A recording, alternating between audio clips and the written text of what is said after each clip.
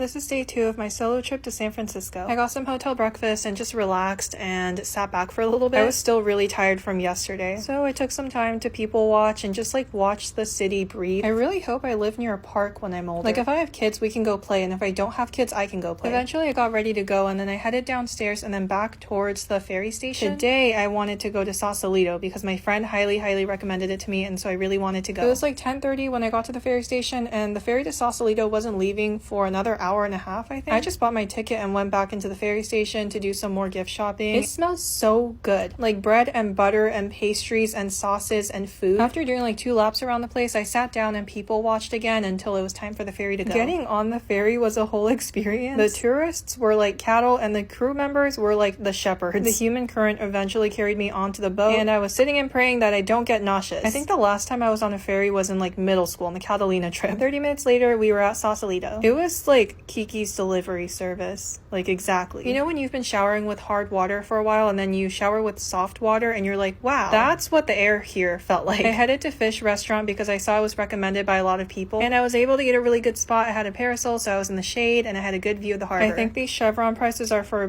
boats. I don't know. They had 3 oysters on the menu, so I got 1 of each. And I got the fish and chips, and oh my gosh, the chips were chipping. The fish was good, but the chips were exceptional. After finishing that, I stopped by this little shop. I think it was called Carl's. But they had a huge assortment of vintage Levi's and jeans, like souvenir-y items, and also just really nice items. I started walking back towards the ferry station, and I was kind of in a rush at this point. I wanted to catch the 3:15 ferry, and if I missed that one, the next one wasn't coming until 4:55. So I think I bought like 1 thing, and then I hopped back on the ferry, and it was back to San Francisco.